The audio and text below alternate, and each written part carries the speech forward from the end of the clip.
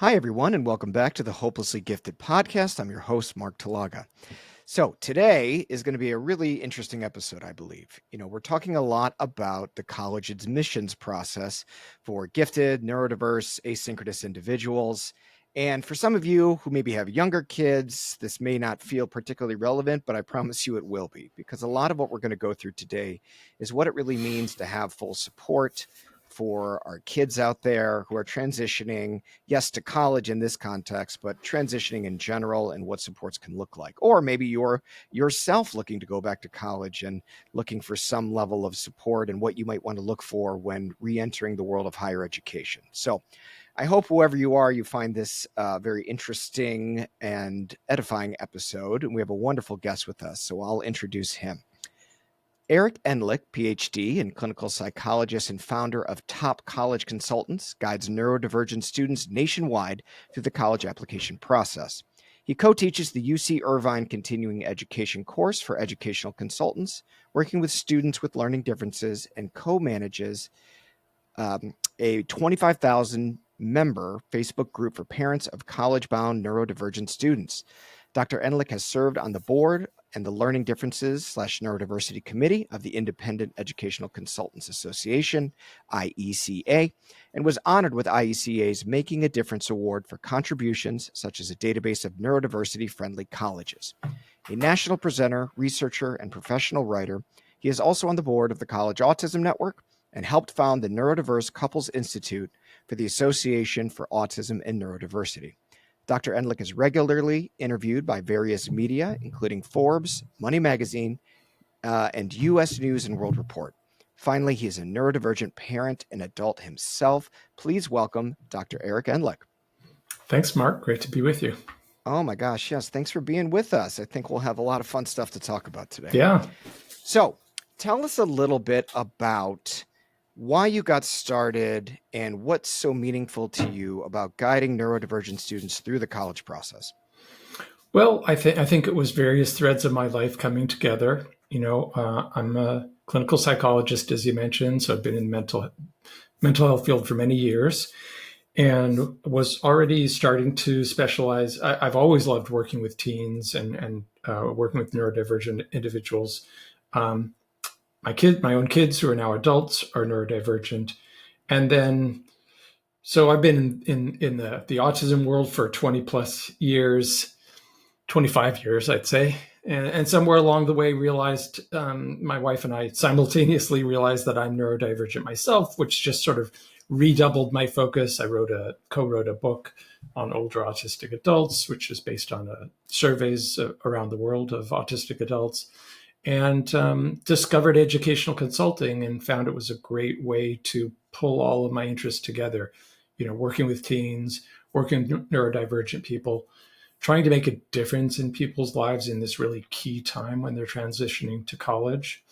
And it really uses my counseling skills because we have to have a good working relationship. And there's a lot of introspection when students are writing their essays. They really need to kind of dig deep. And my background as a therapist has helped with that. Plus, I'm a professional writer, so I love helping students with their essays. Oh, that's great. What's the name of the book? It's called Older Autistic Adults. Love it. Absolutely cool. We'll put a link to that in the bio so people can look into that as well. So, talk me through some of the challenges or pain points that a lot of parents of neurodivergent kids come up against when it comes to the college, either selection process or even the application process itself. Yeah, there's a number of pain points at various points.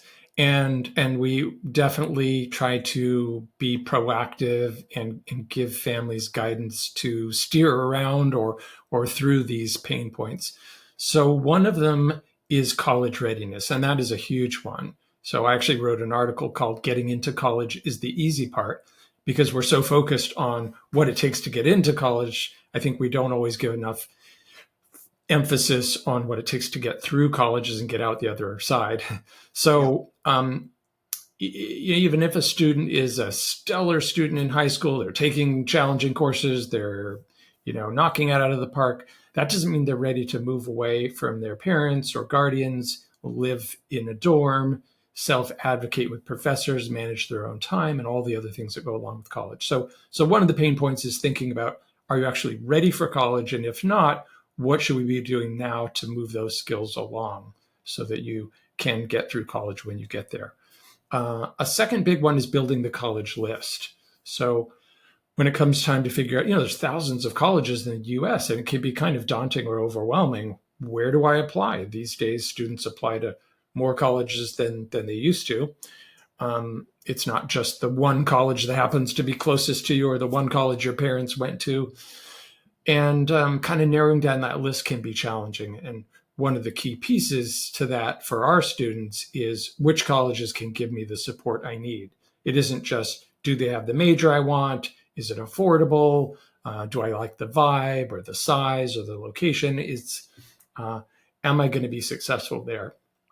Does it have help for me academically, socially, et cetera? And because that's so challenging for families, as you mentioned, I created a database that you can go to. It's free, it's on the website, and you can just click and sort by state if you're just looking for colleges in North Carolina or Florida or Ohio or wherever you happen to be. And so when you're selecting these colleges and putting them on this list, what are you looking for? What separates a college that's more appropriate for a neurodiverse student than not? Yeah, primarily, so there's a lot of ways to slice this, of course. There's a lot of things that you can look at. And this list is primarily composed of the colleges that go above and beyond the legal minimum to offer additional services, such as a learning support program for students with learning differences or an autism support program specifically for students on the autism spectrum.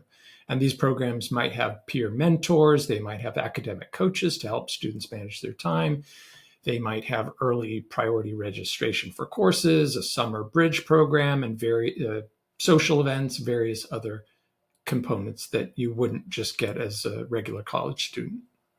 I love it, and that is such a key piece to having those supports in place, because a lot of times when parents are raising these kids, the parents and the home support is the support. And sometimes Right. kids, I'm sure as you imagine, find with it when they go off to college, it feels like those supports are kicked out. And if there's no transition plan, I imagine that makes it much more difficult. Absolutely. That can be a pretty drastic transition. And I'm a special needs parent myself, so I completely understand as the urge for parents to sort of drive the bus, to be in the front seat, as it were, to be on the front lines, battling for your child, advocating for your child, whether it's with the school district or wherever it might be, and kind of to some extent speaking for your child or helping your child speak up. And and again, as you said, that's a pretty radical transition. And it isn't just, oh, my child's further away from home. It's actually a change in the laws that apply to students with disabilities. So in high school and K through 12, the laws put the burden on the school district to identify students with disabilities, to push out the services and accommodations. In college, there are accommodations available. There are lots of resources at just about any college, but it is completely incumbent upon students to seek that out. This college has no obligation to identify their disability or to ensure that they're successful. Right. And I think this probably goes back to the evaluation piece, because if a student isn't ready to engage in those services or has a way to advocate for them, I would imagine that's part of the readiness assessment. Sure, and that comes up a lot. I see students who have this feeling of, I've been the special ed kid, I've been teased or bullied or targeted. And when I go off to college, I want to leave all that behind. I want a clean slate. I don't want to get special services. I want to just be a mainstream student like everybody else. And if you don't need the supports, that's fine. I'm not suggesting that every student needs special supports or services just because they have a diagnosis. Um, but if you do need the help, college is not the time to throw all that away when you're making probably the biggest transition you've ever made towards independence. That isn't the time to throw away the training wheel, so to speak. So, how do you guide a student that might be resistant to that reality of maybe needing supports or specific supports? How do you guide them through the idea of, you got to deal with the reality here of what your needs are, versus them just trying to create a tabula rasa of a brand new fresh start for themselves. Right, right. Well, it's usually doesn't happen in one conversation. It's likely to be a series of conversations. In the very first conversation I have when I meet a student, I frequently ask them, tell me what services, supports, or accommodations you're currently getting in high school that you find helpful, that you Mm. actually use. I'm not just asking what are your accommodations, I'm asking which ones you find helpful. Because sometimes a student will say, oh, I have this study hall or resource room and it's really helpful. I get all my homework done before I finish the school day. Other students will say, I have this or that accommodation, but I don't really use it. I don't think I'm going to need it in college.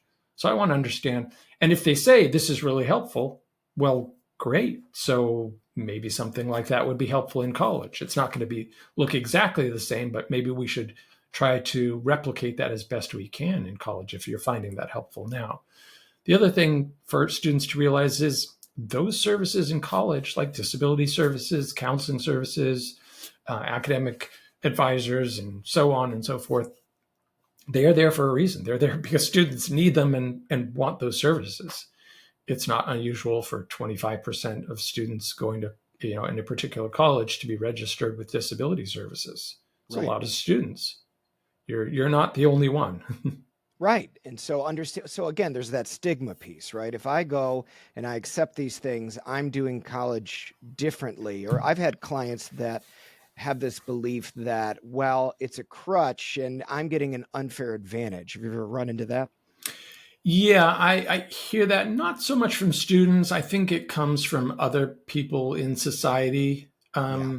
Sometimes I really disagree with that. When I started school, kindergarten or first grade, sitting in the back of the room because I was super shy, I couldn't read the chalkboard. Mm. Turns out I needed glasses. And at that age, at that point in history, not many kids were getting glasses when they were 5 or 6 years old. I think kids get tested more early now. And so I got teased for wearing glasses. But if I hadn't worn glasses, I would not have been able to do very well in school because I couldn't read the chalkboard. I don't see that as an unfair advantage. I see it as just bringing me up to the level of other students. Right. If you have a processing issue, which means you process more slowly than other students, even though you may be just as smart, having extra time on tests just kind of levels the playing field and allows you to access the curriculum. Yeah. Just like if a student uses a wheelchair and they need a ramp to get into the building, that doesn't give them an unfair advantage. That just lets them get in the building like everyone else. Right. And honestly, in a perfect world, we wouldn't need any of this stuff. In a perfect world, in my fantasy, we would have inclusive environments, whether it's in the workplace or in schools or colleges, so that everyone is accommodated. It's called universal design for learning. I was at an autism event a couple months ago and speaking to a professor there, college professor, who says, I use universal design for learning, UDL, and I give all my students as much time as they need on tests. So no student has to ask me, hey, I need extra time. You just take as much time as you need. That may Right. sound kind of shocking or radical, but there are instructors who are doing this stuff. There are universities. It started in Ireland, but we're starting to replicate in the US, so-called autism-friendly university. If the whole university is welcoming and inclusive, there's also autism-friendly cities, um, then people don't have to ask for special accommodations because it's Right. already Becomes baked the in. norm. Yeah. Yeah. Mm-hmm. So, yeah, the UDL is a really interesting thing that I think a lot of schools are inserting, and I kind of like it because it's the non-norm, the neurodiverse, special learning that's all of a sudden looking to integrate into what we view as the norm of education and challenging it in a way where, yeah, hopefully it becomes the norm that everybody uses in order to educate and realize that education can be, doesn't need to be so differentiated anymore. Yeah, just build the accommodations in for everyone. If professors make their notes available or recording of the lecture available, then students don't have to make a special appointment and then have a special conversation with the instructor and ask for those notes or recordings. Absolutely. So let's switch over to the parents.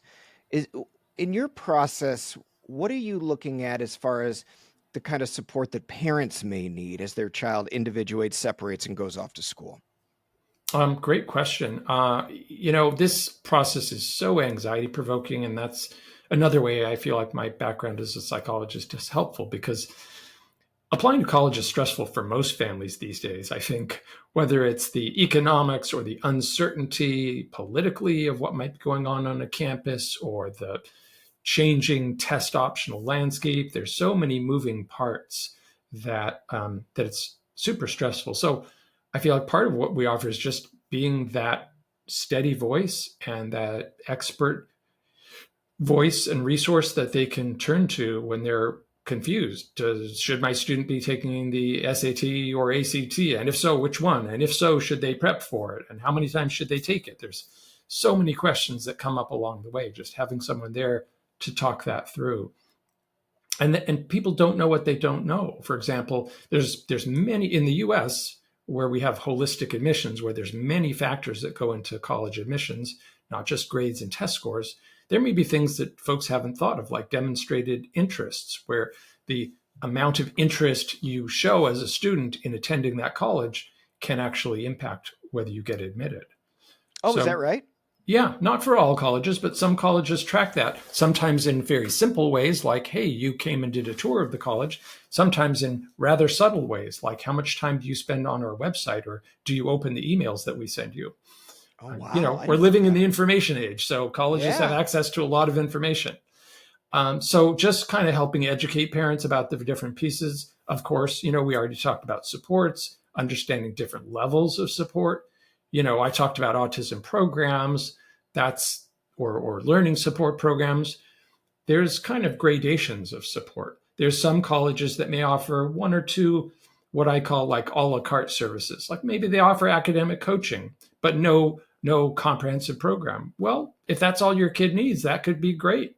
That could be a game changer. Or maybe your child needs a very high level of support and they should actually live in a support program, which is another option that, again, families don't necessarily know about, that there are programs where you can live there and attend a nearby college. Or the fact that there are gap year programs specifically for students with learning differences, not just a gap year program where you go, backpacking through Europe or something, but where you're learning those college readiness skills. Right. And the gap year is a really interesting point because a lot of parents maybe struggle with the idea of should my kid take a gap year? And there may be even an argument between the child and the parent about what's the appropriate way to go forward. What are your thoughts on when it's appropriate, how you evaluate for that need? You tell me. Yeah, it is definitely a nuanced topic. And as you said, not everyone is always on the same page. I try to bring it up pretty routinely and early on if possible. I love starting to work with students in, ninth or 10th grade.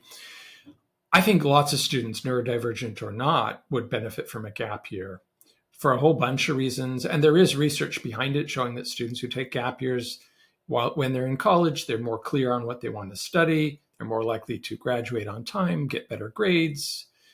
So there's definite potential advantages for students across the board, but especially if a student doesn't appear to be college ready, whether that's for social reasons, for their time management skills, because they've never lived away from home, emotionally, academically. There's a whole host of reasons why we might say, have you thought about taking an extra year? One of the things that happens during that year is the child's a year older. So their brain continues to develop, which means the parts of your brain that are still developing well into your teens and even into your 20s that impact your ability to organize and use good judgment and so on are a year older. You've got Right. more of an adult brain by the time you start college. Right. So part of the evaluation process is just your neurophysiological development and where you might be and giving the kids a little more time to cook in the oven, so to speak, Yeah. before The other before thing they have. about this is by the time you finish high school, you've been in school for 12, 13 years, depending on, kindergarten, preschool. You've been in school for most of your life. Some students feel like can I have a break? Yeah, right. Yes, I do want to be an engineer or an artist or musician or, political scientist, but I just want a break from study, and a gap Right. year can be that. They Yeah, it's can great. get a job and just have a real change of pace. They can Oh, I start a love it. business. They could do an independent project. So I want to go in two different paths right now because on one level, I want to talk about the idea of what it really means to be successful at college, because I think that has a very predetermined notion. There's a societal norm for what that looks like versus what it doesn't. And then the other path I want to go down is the idea of what happens when a kid does everything they can to be ready and supported for school, and then they're either in the wrong program, they have this awareness, they flame out, whatever it is. But let's focus on the success piece first. For you, when you think of having a successful time at college, what does that mean to you? So there's actually some research on what leads college to be a life changing experience for students. Not everybody who graduates from college feels like, wow, that was amazing. And I'm so glad I went because I'm a different person. I am really more prepared for life. And some of the things that make the difference have nothing to do with the name of the college. It's really more about what the student does than which college they go to. And it's things like finding a mentor, finding someone like a professor that you can work closely with, having some kind of experiential learning, like doing research with a professor, getting an internship or a co-op, doing study abroad. So there are things like that that can really make the difference, and those are things that can happen just about anywhere. It doesn't have to be a brand name college. So, and there's more research coming out now that's kind of looking in a fine grained way. Does it make a difference if it's a really highly selective college that's really hard to get into? That's one of those, again, like brand name colleges that everyone's heard of? Or do the less popular or less well known colleges do just as good of a job?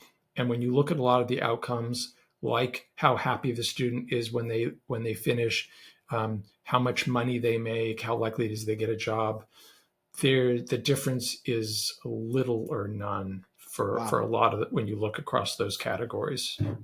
I would have to go into much more fine grained detail, and there's an author, Jeff Salinga, who's done some research on that lately, but it's really interesting. Well, I think that's a huge thing. I would imagine there's some parents that feel a little relief, or maybe even the kids that listen to this feel a little relief in the idea that it's not about the name or the alumni network or what sounds impressive to their other colleagues and students in their class, but more of what it means to determine what a good fit really is. And Absolutely. We're all yeah, about fit. And most of my colleagues in the field feel the same way. We're not trying to get kids into the so called best colleges, it's the college that's best for the student. right, Where, right, and sometimes that's economic. If you can graduate with no debt, that that could be life changing. oh yeah, If you graduate with, you know, 5 or 6 figure debt, you're going to spend years and years paying that off. That's not ideal. Just to right, go to a so-called better college. Now, to be fair, there are some groups where those more highly selective colleges can be more life changing. Those tend to be disadvantaged students, students who are not as privileged because they're first generation, their parents didn't go to college because they belong to a minoritized or marginalized group. Some of those students who would have a hard time sort of breaking certain ceilings or breaking into certain networks can have an advantage. But if you are coming from a pretty successful, educated family, your parents are, your networks are going to help you make the connections you need, anyways, regardless of yeah. what college you go to. Right. Well, I love what you're doing because you're taking something that may seem, very normative. Well, you go to college, you get into the best what you can, and that'll give you the best career, rather than doing what you're doing, which is this is far more complex than most people realize. There's way more variables to take into account. And the way we prioritize those variables depend on the kid. and what their specific needs are, which I think is fascinating. And I do feel like a lot of parents would absolutely benefit from having somebody guide them through that process. Yeah, and some of our students, we haven't talked so much about the specific studies. What's college for? It's to study something. We haven't really focused so much on that yet.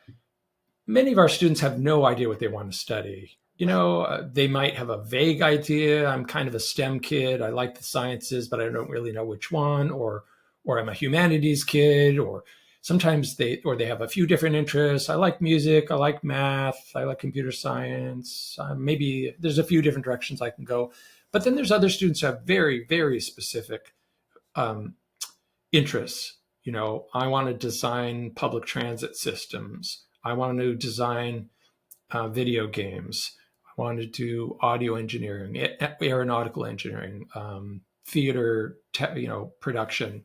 So if you have a pretty specific interest, that is also going to drive the school that you go to, and that so-called best school or highly ranked school may not offer that particular major. There are schools you've never heard of that have really niche majors like ceramics engineering, Oh, cool. or there's some very specific majors out there which for the right student can be the perfect school. And so let's go down that other path now for a second. The idea Sure. that you go to a school and you feel like you know what you want, or you have somewhat of an idea, or maybe you don't, and you're just heading down a path and you realize I don't care for this. This is not what I want. And again, whether that's the chosen path or just even the other demands that school presents, the emotional, social, all the other things. How do you handle that with kids and parents as they're navigating that? Them not knowing what they want to do, is that what you're asking? Yeah, the idea that they're starting to have an experience that's not what they expected, Mm-hmm. or they're not able to keep up with the demand, and maybe that's beyond Oh, okay. your Mm-hmm. yeah, yeah. Yeah, well, frequently, we are available to continue supporting students after they get admitted to college. And some of our students and parents stay in touch with us. They let us know what's going on.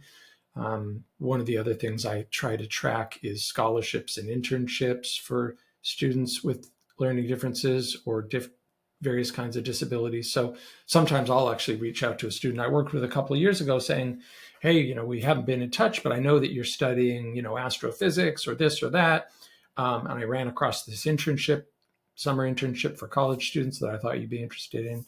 But that's the exception. A lot of times family they kind of disappear. They get into college, they're happy with our Right. services, they go off, they hopefully have a great life, they get the support they need in college. So but once in a while I do hear from a parent saying, we're running into these issues, whatever it might be, and it can be a wide range of things.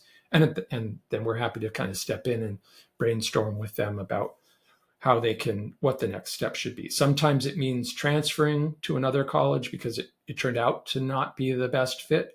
On paper it looked perfect, but the support wasn't being delivered the way they thought it was going to be, or it's harder for them to be far away from home than they anticipated, or various reasons. And then so sometimes it's a transfer situation. Sometimes students need to take a leave for medical reasons or mental Right. health reasons, and so we're happy to help them kind of think that through. And they're one of the people on my team knows a lot about transfer admissions, for example, and can really help in those situations.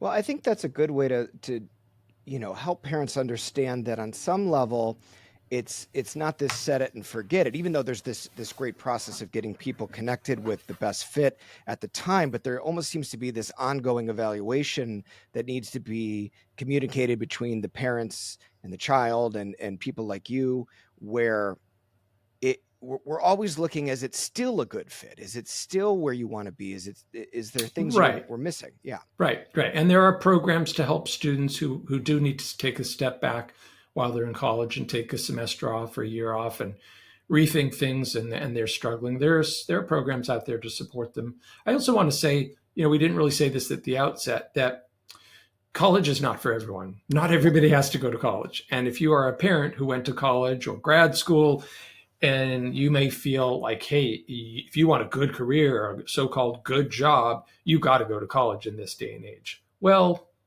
Not everyone. There's a lot of paths out there. There are plenty of people who are very successful, have great careers, who didn't go to college or didn't graduate from college. There's some pretty, famous examples. You can go to trade school. That is always going to be a good option. I think there's a lot of careers that are in flux. You might think, oh, computer science, such a great, high paying field, but with the advent of AI, it's a fast changing field too. But things like being a carpenter, electrician, plumber, I think those are going to be solid, reliable jobs for a long time to come. You can go into the military, you can start your own business. There's a lot of different paths. Or you can go to college later in life. Well, So yeah, if you're not totally ready as a 17, 18-year-old, that's fine. Don't go to college. well, and I love this message because I believe it 100% and I support it 100%.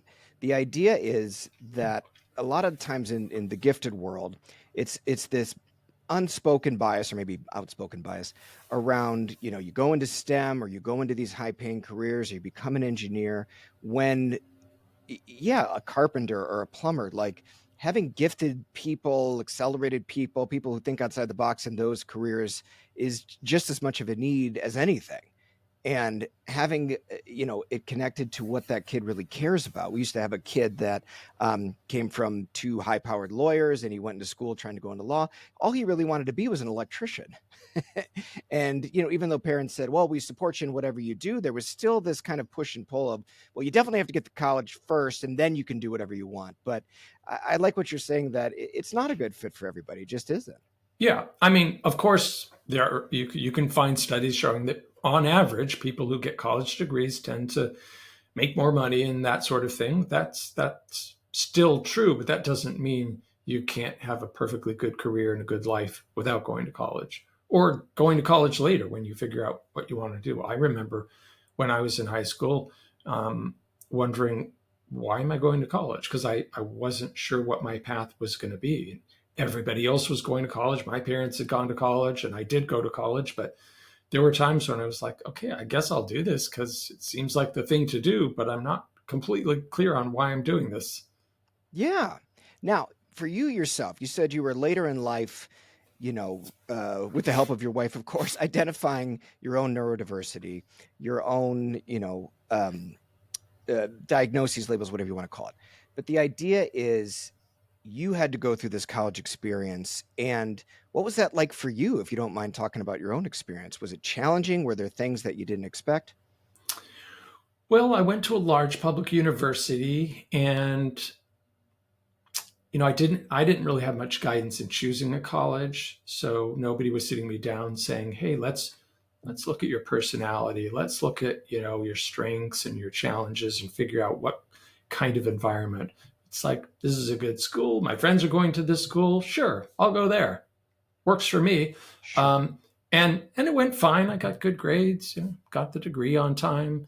Um, but looking back on it, it probably wasn't the best fit for me. And I wish I had realized that. I was extremely introverted, and I probably would have had an easier time making friends in a smaller liberal arts college with smaller classes, for example. Right. So the connection piece was tricky, and it was harder to navigate that in a much larger school, which again, another variable to take into account when you're dealing with these Mm-hmm. kids. Yeah. Um, so, the idea is, give me a second, let me rephrase this.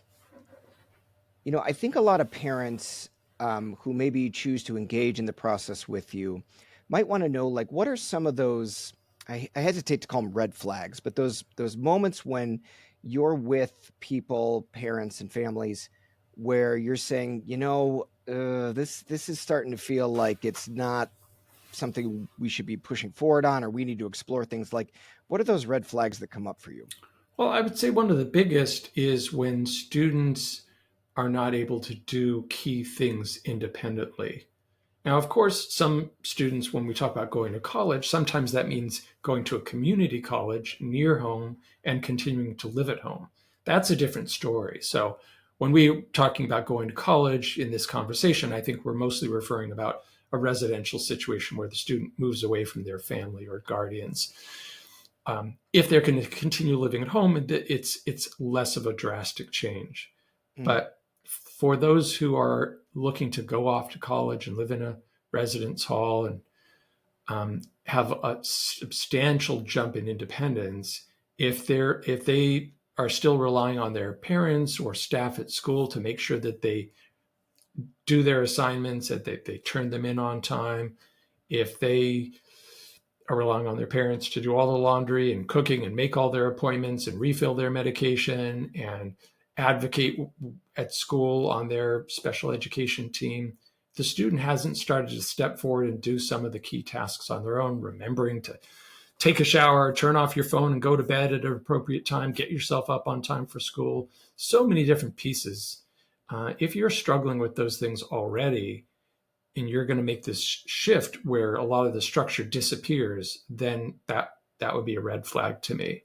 Yeah. So okay, and again, I don't think it bars you from any sort of opportunity, but it's definitely something to be looking at and paying attention to Right, as right. I'm not well saying, oh, you as shouldn't go to yeah. college. I'm saying, well, let's step back here and look at what things to work on now. Maybe you should go to a summer college readiness program. Not only will you learn some of those skills in the program, but it's also sort of dipping your toe in the water for 2 weeks or 3 weeks. And if that goes phenomenally well, maybe we underestimated you. Maybe you are more ready for the jump. But if it was hugely difficult to be away from home for 2 weeks, good to know that now before your parents have plunked down $80,000 in tuition. And Absolutely. it's not just a financial risk. When you go off to college, it's an emotional one. Because if you don't make it through the first semester and you come home, you're back in your parents' basement, so to speak. Right. That's not going to feel good when your friends are still in college. You're going to feel, you may feel really bad about yourself. And Yeah. I would like to avoid that. And if maybe a gap year would have avoided that, for example. Right. And again, it isn't about them as a person or their ability. It was just a readiness issue, a developmental issue, some other things that weren't caught. And so I think a lot of what I'm hearing is about it's not just about a simple decision. It's about getting into a process of understanding readiness and if it's a good fit. What advice would you give to parents whose kids are maybe, yes, in the ninth grade, 10th grade, or maybe even earlier, about some ways they can start that preparation journey? Yeah, well, that's one of the reasons why we love starting early, because we have that longer runway. It also gives us more time to think about academically. So if a student says, I want to be an actor, I want to be a computer programmer, I want to be a high school math teacher, great. So we can be thinking now, what courses should you take in high school? What activities should you do over the summer that will start to pave that pathway for that career? For those students who know, again, not all students know, but that longer runway gives us more time to set them up for that career. But on the readiness piece, it also gives them time to work on those issues. Okay, we don't have to master all these things overnight.